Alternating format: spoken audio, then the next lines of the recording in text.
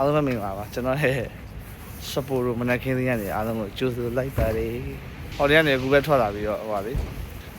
စကီသွားစီးမှာဖြစ်ပါတယ် snowboarding သွားလို့မှာဖြစ်ပါတယ်ဒါပေမဲ့ snowboarding ကမြို့ထဲမှာလုပ်လို့မရဘူးကျွန်တော်ကအဲ့ဒါဟိုတောင်တွေရှိတဲ့နေရာပါပေါ့နော်တခြားအဲ့လို train တွေ bus တွေ shuttle bus တွေအဲ့လိုမျိုးဟာတွေနဲ့သွားပြီးမှစီးလို့ရတဲ့နေရာပေါ့နော်အဲ့လိုသွားပြီးတော့စီးမှာဖြစ်ပါတယ်ဈေးရတယ်အင်မတန်ကြီးပါတယ်အဲ့တော့လိုက်ကြည့်ရပါအောင်အဲ့ဒီကတော့စပိုရိုမြို့ရဲ့မနက်ခင်းချိန်လေးပဲဖြစ်ပါတယ်ဗျာ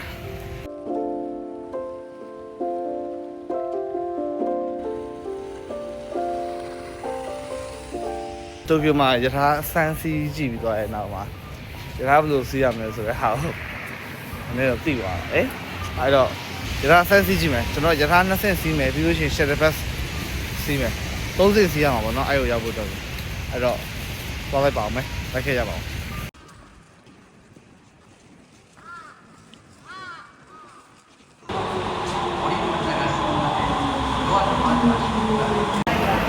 Station is mission issue. 8丁目。一番出口が便利です。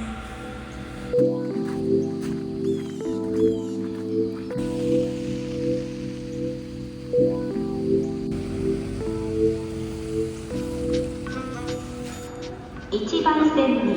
列車が。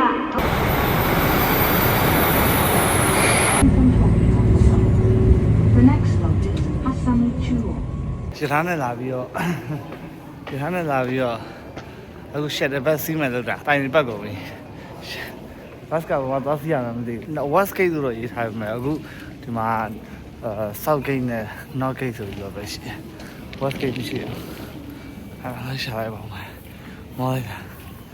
ရအေးလူက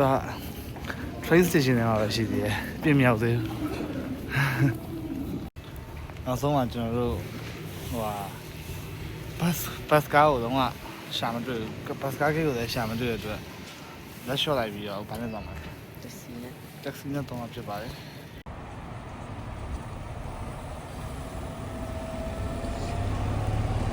အတန်ပြန်ထွက်နိုင်တော့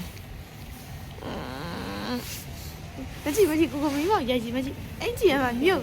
မကြည့်ခေါင်းဝဲပေါ်တယ်တွေ့လားတရားကြီးအကြီးပဲဘယ်နိုင်ငံပဲရောက်Google Translate ကိုတော့ပြန်လုပ်ဖြစ်ပါတယ်ကျွန်တော်တို့ညရောမှာ Google Translate နဲ့လုပ်ဖြစ်ပါတယ် Nice ဒီတော့ ski စီးဖို့သွားတယ်ဆိုတာတော့မလွယ်ပါဘူးရထားတဲ့ကားနဲ့လည်းသွားတယ်ကားငှားတစ်ခါနဲ့ရောက်တယ်ကားငှားတစ်ခါနဲ့ရောက်တာမှန်ပေမဲ့ရထားနဲ့သွားတာကို crazy ဖြစ်တယ်ပါ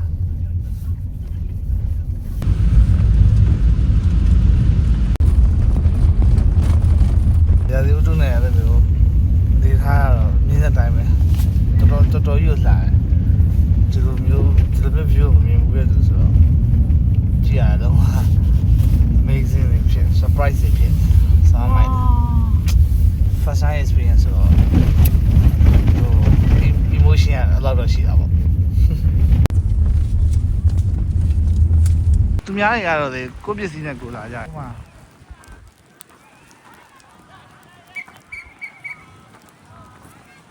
အဲ့ပဲနော်အဲ့တော့ကျွန်တော်တို့ထဲမှာ check in ချက်ဝင်ကြည့်လိုက်ပါအောင်မယ်ဘာမှကျွန်တော်တို့ကဘာမှမငှားသေးဘူးဆိုတော့ကျွန်တော်တို့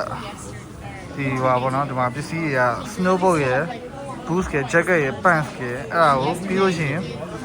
လက်အိတ်တွေရယ်မျက်မှန်တွေရယ် helmet ရယ်အဲ့ဒါတွေငှားတာကစုစုပေါင်းရန်2000ကျော်ရန်2000လောက်ကျတယ်ထိုင်းဘတ်နဲ့ဆိုလို့ရှိရင်ဘတ်4000လောက်ကျမယ်နော်တယောက်သေးစာတော့ဒီပစ္စည်းရွက်ငှားတာဘတ်4000လောက်သွားတယ်ဒါကဟိုအဲ့ဒါပစ္စည်းဘိုးကြီးပဲဒါတယောက်သေးအတွက်ပစ္စည်းဘိုးကြီးပဲပြီးလို့ရှိရင်ဟိုကျွန်တော်တို့ဒီ cable နဲ့သွားတဲ့ lift 4ကမပါသေးဘူး lift 4ကတယောက်ကိုရန်8000เนาะ first time experience တော့ကြောက်လို့မစီးဘူးစီးတယ်မစီးတယ်ဘူးဆိုတော့ကိုလည်းမစီးတတ်ပါဘူး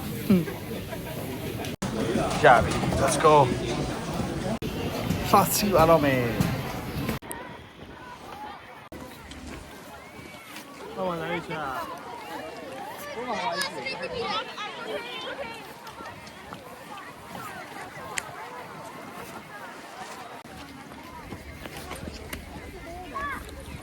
好了。太多了。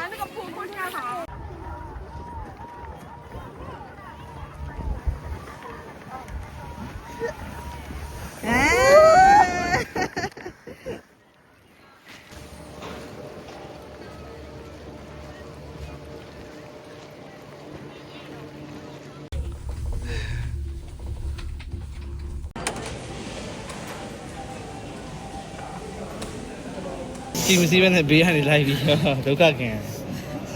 နေတော့မှခဲနေနေ A few moments later.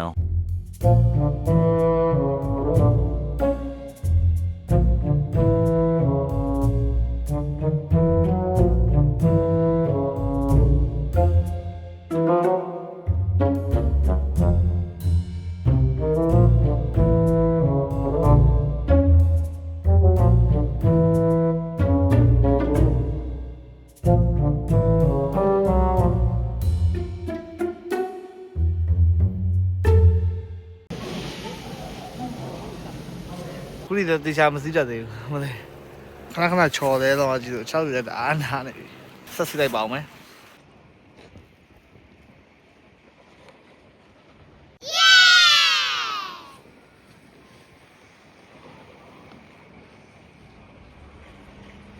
မရတော့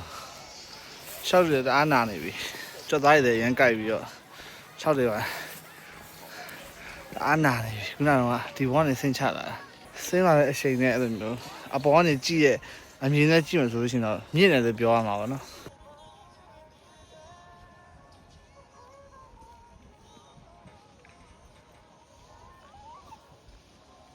ဟုတ်လား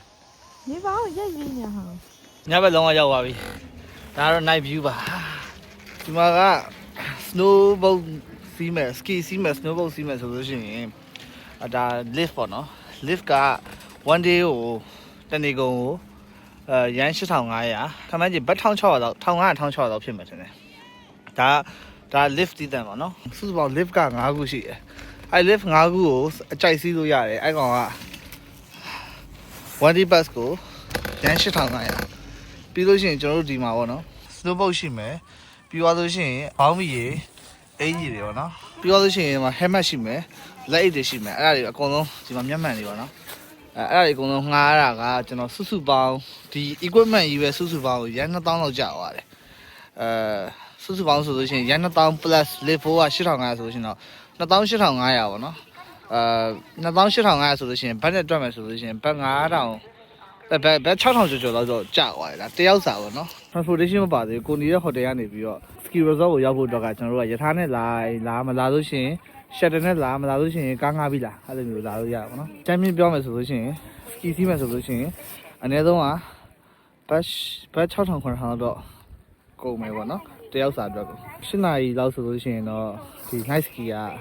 ပြီးမှာပေါ့နော်8နာရီလောက်8နာရီအထိပဲစီးလို့ရတယ်8နာရီအထိတောင်မှအခုကျွန်တော်တွားနေတဲ့နေရာတစ်ခုပဲစီးလို့ရတယ်ဒီနေရာတစ်ခုပဲသူတို့ကမီးတွေကို support လုပ်တာကျန်တဲ့နေရာတွေကိုမီးတွေ support မလုပ်တဲ့အတွက်ကျန်တဲ့နေရာမှာ snowboard စီးလို့မရဘူးဒီနေရာလေးပြောရမယ်ဆိုလို့ရှိရင်အမြင့်ကြီးပဲသိတာကျွန်တော်ဒီကနေဆင်းချရလို့ရှိရင်အမြင့်ကြီးဆင်းရတာကျွန်တော်က snowboard တိတ်မစီးတတ်တဲ့သူ ski တိတ်မစီးတတ်တဲ့သူဆိုတော့ video ရိုက်လို့မရဘူးဖြစ်နေတာတကယ်အမှန်လဲကုန်ပြီလဲကုန်ပြီ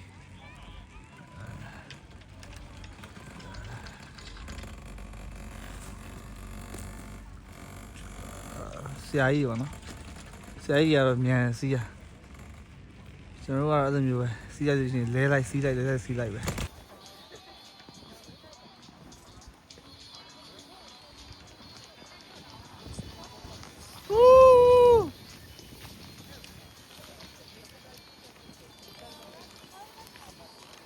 ကဲ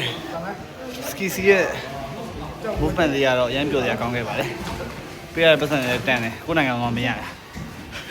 အဲ့တော့ ski စီးရဲ့ vlog ကတော့လောက်ပါပဲဒါပါပဲနောက်တော့မှတွေ့ပါမယ်